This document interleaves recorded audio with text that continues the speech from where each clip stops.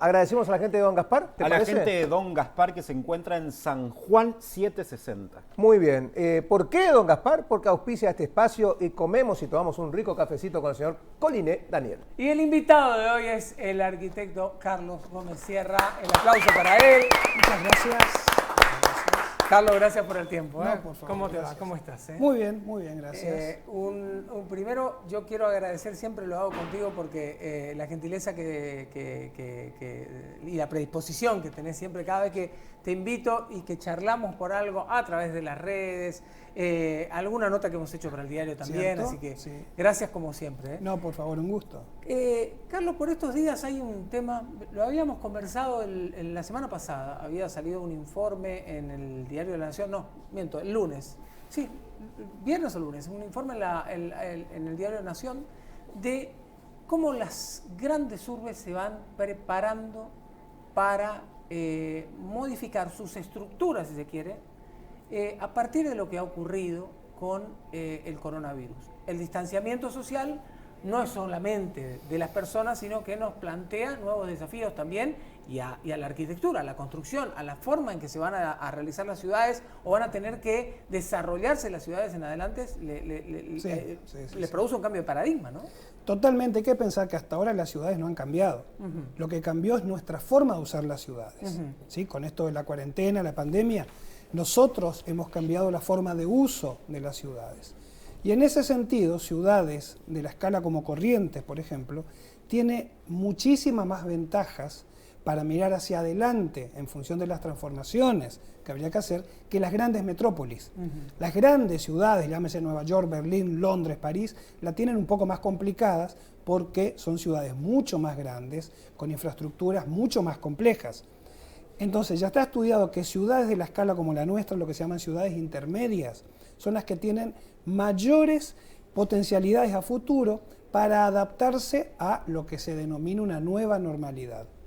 Que hay que pensar, no es que nos vamos a adaptar a vivir siempre en pandemia, la pandemia en algún momento va a pasar, pero sí esto deja enseñanzas sobre cómo usar las ciudades y qué deben hacer las ciudades a futuro, no solamente por el tema cuarentena o pandemia, sino para mejorar la calidad de vida a partir de lo aprendido durante este tiempo de unos meses, ¿no?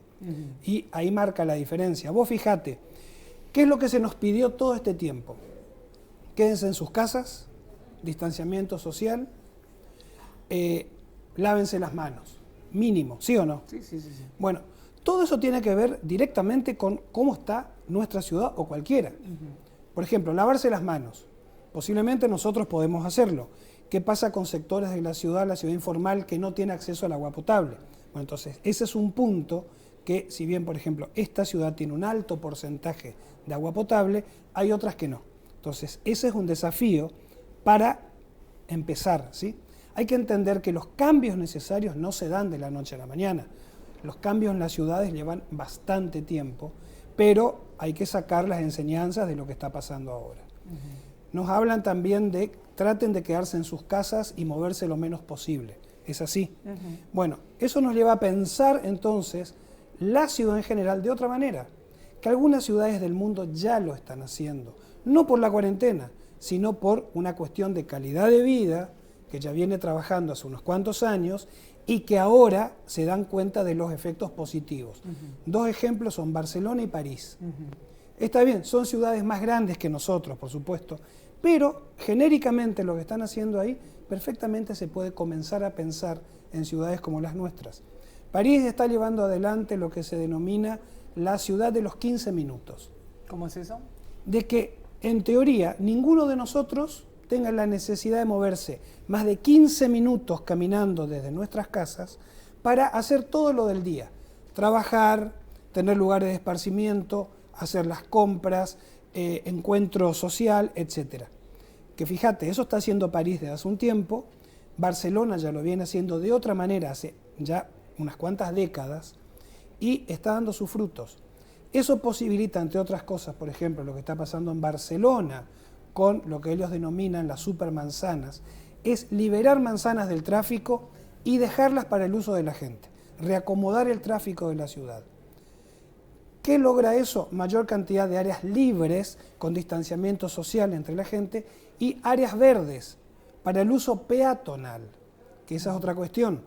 Hay que apuntar más, se dice, fíjate, a la movilidad sostenible. ¿Cuáles son las movilidades sostenibles? Básicamente dos, peatón y bicicleta. Ahí nosotros, en esta ciudad como la nuestra, tenemos todavía bastante que hacer, ¿sí? Veredas, y todavía no hay una red de bicicletas, por ejemplo. Siendo que en Corrientes mucha gente anda en bicicleta. Eso me dice a mí, mucha gente andaría más en bicicleta si las calles estuvieran más preparadas. Pero son las calles, sí. Sí, no, dale. Yo meto un bocadito, perdón, con eso nomás. ¿Cómo estás, Carlos? ¿Cómo andás, Edu? Yo lo que quería saber es si no te parece que por ahí es una deficiencia el no pensar a nuestra ciudad urbanísticamente desde hace unos cuantos años para atrás. Y esto es una percepción muy personal y muy vulgar, sin conocimientos arquitectónicos y demás, ni urbanísticos. Pero veo como que se fue desordenando la ciudad, ¿no? A la medida que se iba ampliando, se fue desordenando, cada vez más. Y esto de la no existencia de una, ¿cómo se dice? De una senda para las bicicletas, es capaz, no hay intención de pensarlas. ¿Por qué crees que hay esto? Yo creo que va a llegar, necesariamente va a llegar porque es una tendencia mundial. En algunos lugares llegaron antes, otros después. Yo te pongo un ejemplo. ¿Qué ciudad del mundo es famosa por sus bicicletas? Ámsterdam, en Holanda. Bueno, mirá en la década del 70, no había bicicletas, era todo auto. Porque eso sorprende la cantidad de autos que tenemos también para una ciudad tan chica. Era todo auto y de repente vos ves como en 40 años, fíjate los plazos también, ya de hace un tiempo atrás por supuesto, lograron modificar. O sea, imposible no es. Ahora, tampoco hay que decir que lo que pasa allá tiene que pasar necesariamente acá. Se toma el ejemplo genérico y después se estudia qué es lo aplicable y en qué medida a una circunstancia como la nuestra. Ahora, lo que decís que falta un ordenamiento, lamentablemente fue un fenómeno a escala nacional, te diría, desde los años 50, 60 en adelante. Nacionales, o sea, cuando fue la explosión de las ciudades, por así decirte, la gran migración del campo a la ciudad, etcétera. Y bueno, ahora yo creo que se instaló de vuelta el paradigma de volver a pensar y de planificar la ciudad. Va a llevar tiempo, pero el clic ya se hizo. En esto que decís, va a llevar tiempo, el clic ya se hizo, y la proyección es una. Ahora, Carlos, ¿cuánto influye que seamos culturalmente como somos? Que la educación sea todavía una materia pendiente en buena parte de este país. Porque digo, se puede proyectar mucho, pero si no va acompañado por cada uno de los ciudadanos de la manera que corresponde, es muy difícil.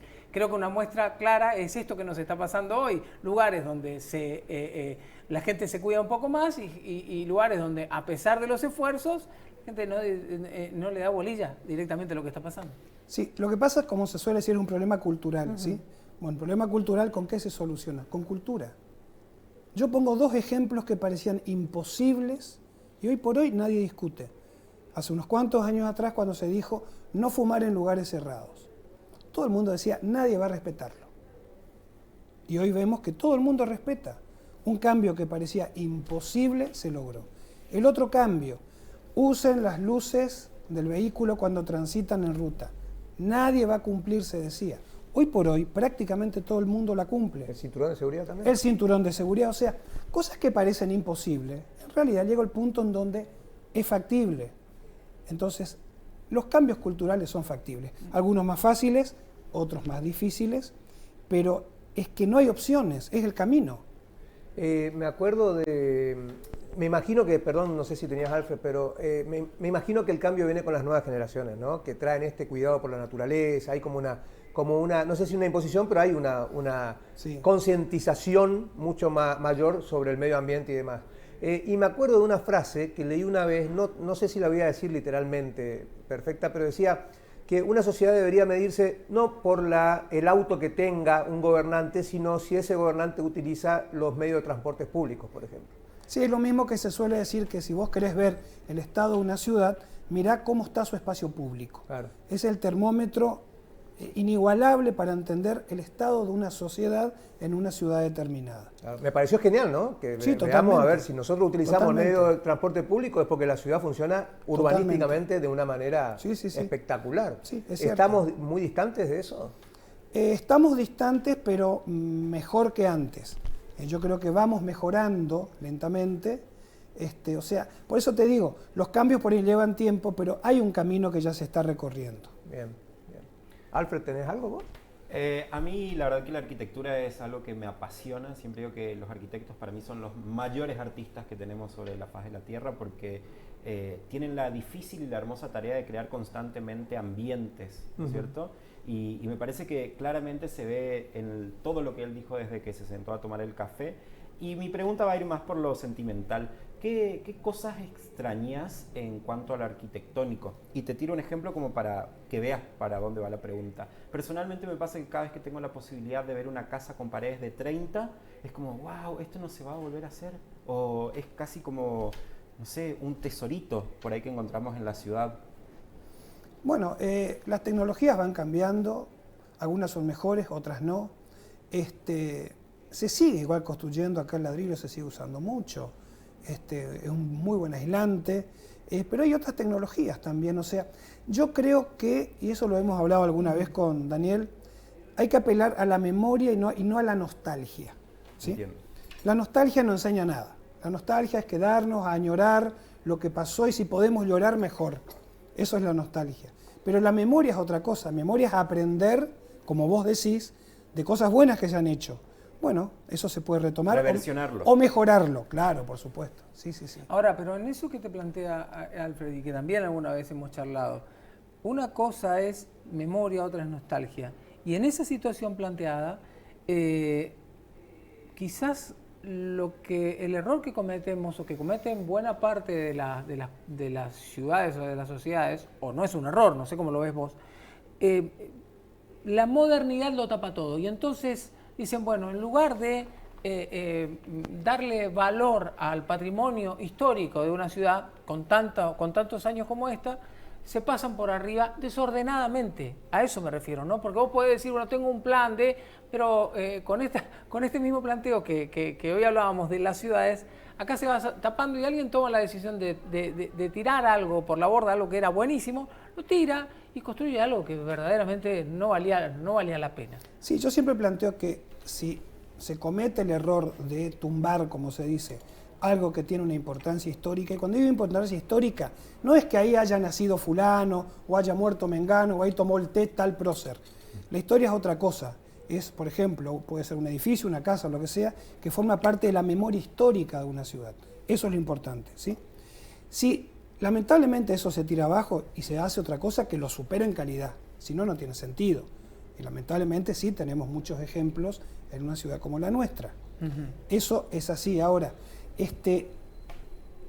por otro lado, hay que también, yo siempre digo, por ahí nosotros nos tomamos como ejemplos de ciudades que han conservado su historia, mucho mirando a Europa. Pero Europa pasó 2 guerras mundiales. O sea, eso quedó en el ADN de la población.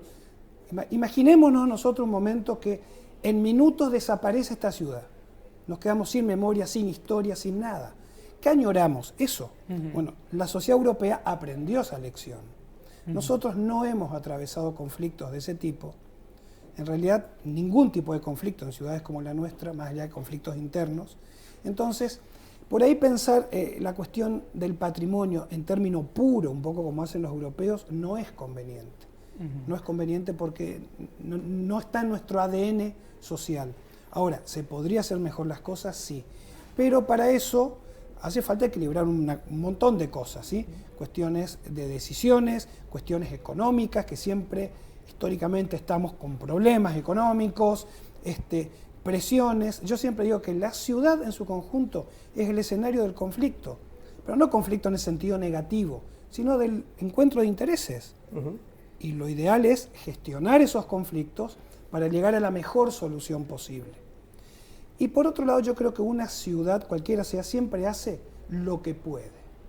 Que no es justificar, hace lo que puede. Lo que hay que analizar es que si lo que se hace lo que puede, está bien, está mal o se puede mejorar. Antes de cerrar, lo sumo para la despedida al señor Emilio Carotti, que está como siempre del otro lado. Emilito, ya casi en el cierre, ¿no? Interesante el tema porque hay que replantear nuestras vidas, ¿no? Interesante cómo van a revivir las ciudades, ¿no? Interesante, como siempre, escucharlo a Carlos. ¿Qué haces, Carlitos? ¿Todo bien? ¿Cómo andás, Emilio? Bien, todo bien. Bueno, ojalá que alguna de esas cosas de las que tanto se hablan y de las que tanto nos dicen de que suceden en otras ciudades podamos en algún momento verlas, porque sería realmente bueno y que vayamos por ese camino, que vayamos por el camino de que la cosa esté mejor en todo sentido. Pero bueno, un placer escucharte, como siempre. La imitación con sentido, ¿no? Esto que vos decías, una cosa es, hay modelos, pero tratemos de darnos cuenta qué es lo que podemos hacer nosotros. La copia no sirve, la copia no sirve. Sí, es famoso, mucha gente se fue a Curitiba para ver cómo funcionaban los transportes, los medios de transporte, y nunca lo implementaron. Iba a decir también, eso justamente. Claro, lo otro también, y para cerrar, Dani, si te parece, yo doy mi último parecer, digamos, esto afecta nuestra calidad de vida. Todo lo que vos estás diciendo afecta directamente a nuestra calidad de vida. La gente está cada vez más enervada en el tránsito, la parte urbanística tiene mucho que ver también, porque uno por ahí cuando sale a un lugar que está todo bien, va a funcionar de mejor manera y va a tener mejor humor. Ahí te completo nada más lo último. Mucho se habla del tránsito y es un problema, pero siempre digo, el problema no es el tránsito. El tránsito es el síntoma de un problema, que es la centralidad. ¿Sí? Todo sigue concentrado en un solo lugar. Bien.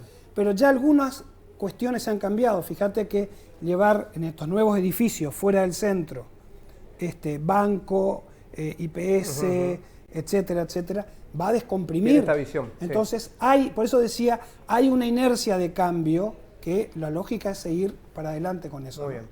Carlos, gracias por el tiempo. Muchas gracias por la visita. Aplauso para Carlos. Gracias a Carlos. Gracias a todos, Emilito.